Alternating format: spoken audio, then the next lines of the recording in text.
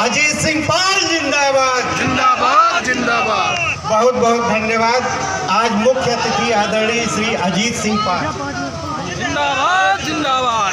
भाई होलकर अमर रहे, अमर रहे, अमर रहे। अजीत सिंह पाल जिंदाबाद। जिंदाबाद जिंदाबाद। कुमार पाल जिंदाबाद। जिंदाबाद जिंदाबाद।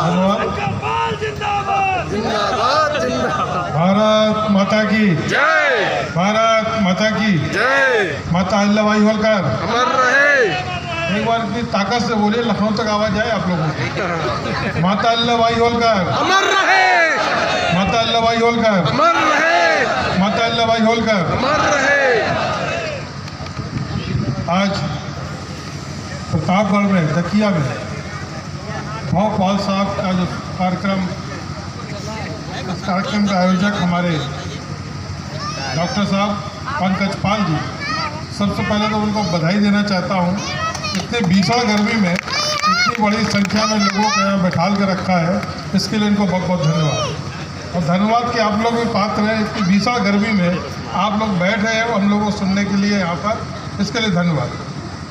आज हम लोग मंच में हमारे विधानसभा के पूर्व सहयोगी, हमारे संग विधानसभा में बैठने वाले हमारे भाई जो निरंतर मार्गदर्शक के रूप में हमेशा संग रहे, ऐसे हमारे आदरणीय राजकुमार पाल जी, पूर्व विधायक, हमारे राष्ट्रीय प्रचारक धनगढ़ महासभा के अध्यक्ष विजय बहादुर आचार्य जी, हम लोगों के बीच में उद्योगपति और प्रधानमंत्री आत्मनिर्भर भारत योजना कार्यक्रम के अध्यक्ष राम कुमार पाल जी, हम लोगों के बीच में हमारी बहन आदरणीय प्रीति पाल जी, डॉक्टर विनोद पाल जी, राष्ट्रीय सेफर्ड धनगर फोर्स के अध्यक्ष दामू पाल जी, डॉक्टर विकास पाल जी, डॉक्टर शेख राम पाल जी, सुनील पाल जी, वीरेंद्र पाल जी, विरोन पाल जी, सूर्य प्रकाश पाल जी,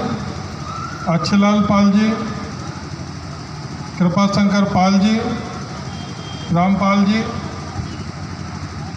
शेष पाल जी, शेषमणि पाल जी, शिक्षकगण इंद्रपाल जी, और इस कार्यक्रम को जो कुशल संचालन कर रहे हैं ऐसे हमारे उमा शंकर पाल जी, क्लब 3000 के, जिन्होंने बहुत ही अच्छा संचालन किया, ऐसे उमा शंकर पाल जी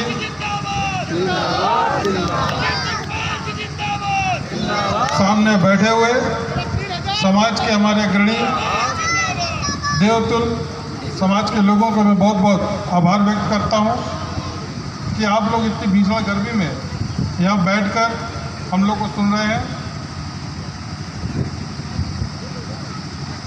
देखिए, आज माता अहिल्याबाई होलकर जी का जो कार्यक्रम पूरे देश में बहुत ही धूमधाम से मनाया जा रहा है, इसके लिए मैं देश के प्रधानमंत्री आदरणीय मोदी जी को धन्यवाद देना चाहता हूं। भारतीय जनता पार्टी के राष्ट्रीय अध्यक्ष जगत प्रकाश नड्डा जी को धन्यवाद देना चाहता हूं, जिनके आग्रह से आज पूरे देश में, हर प्रदेश में, हर जिले में, हर ब्लॉक में, हर कस्बे में, हर जगह माता अहिल्याबाई होलकर जी की 300वीं जयंती मनाई जा रही है। अभी आप लोगों ने देखा होगा, पिछली 22 तारीख को उत्तर प्रदेश सरकार के यशस्वी मुख्यमंत्री आदरणीय योगी आदित्यनाथ जी ने अपने आवास पर पूरे प्रदेश के पाल समाज के प्रतिनिधि लोगों को बुलाकर सम्मेलन करने का कार्य किया। वहाँ से संदेश देने का ये काम किया कि पूरा समाज आज पीछे नहीं है, समाज आज अगड़ी आगे होने वाला है। इसके लिए हम लोगों को बहुत सारी मेहनत करनी पड़ेगी। जो अभी तक हम लोगों ने मेहनत की है, जो हमारे बड़े बुजुर्गों ने मेहनत की है, उसको बेकार नहीं जाने देंगे। उसके लिए हम लोगों को कड़ी मेहनत करनी पड़ेगी। सबसे पहले हम लोगों को एकजुट होना पड़ेगा, कोई भेदभाव नहीं करना पड़ेगा। आप लोग देखते होंगे, जब कभी कहीं समाज में कोई विघटन होता है, कुछ बात होती है, सबसे पहले भाई लोगों में दिक्कत होती है। मैं आप लोगों से आग्रह करना चाहूँगा, अपने समाज में जब इकट्ठा करना, अपने सबसे पहले अपने घर को इकट्ठा करना हो। जब हम अपने घर को इकट्ठा करेंगे तभी हम बाहर ताकत से जा पाएंगे। और सबसे बड़ा कार्य हम लोगों को जो करना होगा, जो माता अहिल्याबाई जी ने किया, उनके पिताजी ने उनको कराया था, शिक्षा देने का काम कराया था। हम लोग शिक्षा में पीछे रहते हैं, हम लोगों को शिक्षा पर विशेष ध्यान देना पड़ेगा। अगर शिक्षित नहीं होंगे कभी जिंदगी में आगे नहीं बढ़ पाएंगे। आगे बढ़ना है तो हम लोग को शिक्षित होना सबसे ज़रूरी है। जब हम लोग पढ़ लिख कर आगे बढ़ेंगे तभी तो कोई बात कर पाएंगे। हम लोग अपनी बात करने के लिए नेताओं के पास जाते हैं, अधिकारियों के पास जाते हैं, अपनी बात नहीं कह पाते हैं। अधिकारी हम लोग अच्छी बात कहकर बढ़ाने का कार्य करता है। होता है ऐसे कि नहीं होता है? इसीलिए मैं कहता हूँ, जिस दिन आप लोग शिक्षित हो गए, अपनी बात कहने लगे, उसी दिन अधिकारी आपकी बात सुनने लगे, सभी लोग आपकी बात सुनने लगेंगे। मुझे विश्वास है ये समाज बहुत पोटेंशियल है, बहुत ताकत है, बहुत आगे बढ़ने वाला है। ये समाज हमारा सदियों से राज्य करने वाला है। पाल समाज की जो राजा है, महाराजा हुए थे, बिहार में हुए, राजस्थान में हुए, झारखंड में हुए, बंगाल में हुए, मध्य प्रदेश में हुए, उत्तर प्रदेश में हुए। हम लोग बहुत ही गौरवशाली समाज से आते हैं। लेकिन आज हम लोगों के पास दिक्कतें हैं। दिक्कत केवल यहाँ से पैदा हुई कि हम लोग भेड़ पालक थे। भेड़ पालक होने के साथ साथ हम लोग कोई दूसरा व्यापार नहीं करते थे। धीरे धीरे देश बढ़ने लगा, प्रदेश बढ़ने लगा, विकास होने लगा। विकास के साथ साथ हम लोगों को ज़मीन कम होती चली गई। अगर ज़मीन कम होगी हम लोग भेड़ों को कहाँ चराने ले जाएंगे? जगह कम होती गई, हम लोगों ने भेड़ों का बेचना शुरू कर दिया, व्यवसाय करना कम शुरू कर दिया। आज वो स्थिति आ गई, आज हम लोग को भेड़ें नहीं मिलती देखो। हो सकता है किसी समाज के बाद किसी लोगों के पास हो, लेकिन बहुतायत लोगों ने इसको छोड़ दिया है। हम लोग अपने मुख्य धंधे से अलग हट गए। जब तक अपना धंधा नहीं होगा हम लोग आगे नहीं बढ़ने वाले। पैसा कहाँ से लेंगे आप? हम लोग शिक्षा करते नहीं है, केवल किसानी पर निर्भर रहते हैं। किसानी से पेट नहीं भरता है। किसानी से पूरी ताकत जब लगा देते हैं कि घर का खर्चा चला पाते हैं, उसके लिए एक्स्ट्रा कार्य नहीं कर पाते। हम लोगों को एक्स्ट्रा कार्य करने के लिए एक्स्ट्रा कार्य भी करना पड़ेगा। उसके लिए हम लोग को साइड बिजनेस करना पड़ेगा, बच्चों को पढ़ाना होगा, आगे बढ़ाना होगा। उसके लिए हम लोग को बहुत सारी मेहनत करनी पड़ेगी।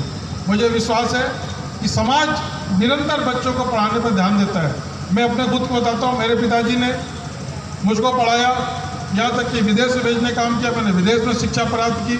मेरा बड़ा भाई पायलट है, पायलट का उसने नौकरी की, काफ़ी समय काम करा।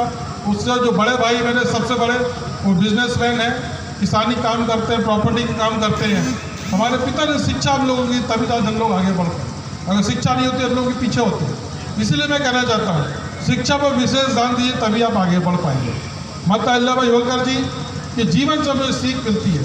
मात्र उनकी 8 वर्ष की आयु थी जब उनके पिताजी ने उनका ब्याह करने का फैसला किया। जब मल्लेराव जी ने उनका हाथ मांगा, मात्र उनकी 8 साल की उम्र थी। 8 साल में उनका ब्याह करके महारानी अहिल्याबाई जी को रानी बनाने का काम किया। जब महारानी अहिल्याबाई जी रानी बनी तो उनको बहुत कुछ नहीं आता था, लेकिन उनकी सासू माँ ने उनको बहुत कुछ सिखाया। घर के कामकाज सिखाए, युद्ध लड़ना सिखाया, रसोई में खाना कैसे बनता, सब कुछ उन्हें कार्य में दीक्षा दिलाई। ये छोटी सी चीज़ थी, लेकिन उन्होंने बखूबी से निभाने का काम किया। और उन्होंने अपने पति के संग राज्य में भी बैठकर न्याय के लिए काम करने लगी। जब न्याय में काम करने लगी, उनकी रुचि बढ़ी, तो देखा उनके ससुर जी ने इनके राय रुचि बढ़ रही है, तो उनके कहे अनुसार भी काम करना शुरू कर दिया। माता जी की मात्र 12 साल की उम्र थी जब, तब उन्होंने पूरे देश के 12,500 से ज़्यादा मंदिरों का जीर्णोद्धार कराने का काम किया। ये कोई छोटी बड़ी संख्या नहीं है। 12 साल की उम्र में जिसने सीख ले ली हो, क्योंकि वो शिक्षित थी, उनको पता था मुझे क्या करना है। 12 साल की उम्र में 12,500 से ज़्यादा मंदिरों का जीर्णोद्धार कराने का काम किया। हम लोग के बगल में बनारस का, अयोध्या का, काशी का, जगन्नाथपुरी का, केदारनाथ का, तो देश के जितने भी 12 ज्योतिर्लिंग है, सभी का उन्होंने ज्योतिर्लिंगों का जीर्णोद्धार कराने का काम किया। ये कोई छोटी बात नहीं है। उस समय आप देखिए, रोडें नहीं होती थी, रास्ताएं नहीं होती थी, उस समय गूगल मैप नहीं होता, रास्ताएं नहीं पता होती थी, लेकिन उस समय भी उन्होंने उस मंदिरों का काम कराने का काम किया। आप देखिए, आज हम लोग जब केदारनाथ जाते हैं तो भी 14-15 घंटे लगते हैं। आज से 200 साल पहले, 250 साल पहले जब माता ने उसका जीर्णोद्धार कराया, कैसे वहाँ पहुँचे होंगे? कभी सोचा आप लोगों ने कितनी मेहनत करनी पड़ी होगी? तो मेरा इसीलिए आपसे कहना है, जब माता ने इतनी मेहनत की थी, आप लोग क्यों मेहनत के पीछे हटते हैं? आप लोग खूब मेहनत करिए, मेहनत करके अपने बच्चों को आगे बढ़ाने का काम करिए, शिक्षित बनाने का काम करिए। मेरा आप लोगों से अनुरोध है कि माता के नाम से जब भारतीय जनता पार्टी ने पूरे देश में कार्यक्रम चलाने का शुरू किया तो आप देखिए हर जिले में हर जगह काम होने लगा। इसी तरह आप लोगों का हर जगह मान सम्मान होने लगा। मैं आप लोगों को ये कहना चाहूँगा कि आदरणीय प्रधानमंत्री जी ने माता जी के जन्म दिवस पर 31 तारीख को 300 रुपये का सिक्का जारी करने का काम किया, डाक टिकट जारी करने का काम किया, बहुत सारी योजनाओं का उन्होंने काम किया। हमारे प्रदेश सरकार ने माता के नाम से मेडिकल कॉलेज खोलने का काम किया, औरैया में, मैनपुरी में, जो पूर्व नाम उनके नहीं थे उनका नाम देने का काम किया। बहुत सारी ऐसी योजनाएं हैं जो अभी हम लोगों को पता नहीं, वो आगे आने वाली है। मैं आप लोगों से अनुरोध करूंगा कि आप लोग माता के जो कार्य किया उनका अनुसरण करें। अभी हमारे आदरणीय विधायक, पूर्व विधायक जी ने, राजकुमार जी ने हम लोगों को बताया कौशाम्बी में जो बेटी संग गलत कार्य हुआ, निश्चित तौर पर वो गलत कार्य है, उसकी न्यायिक जांच कराकर जिसकी भी गलती होगी उसको सजा दिलाने का काम करेंगे।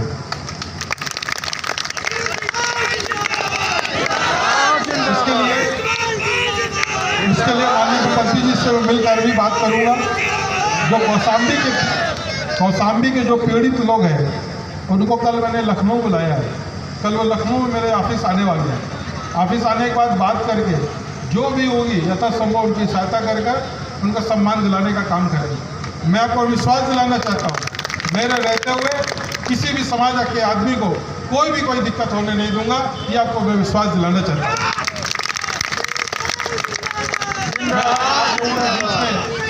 कानपुर से चलकर आया तो मुझे बहुत अच्छा लगा कि आप लोगों ने बहुत अच्छा कार्यक्रम आयोजित किया। हमारे जो आयोजक मंडल है सभी लोगों को एक बार फिर से बहुत बहुत बधाई देते हैं।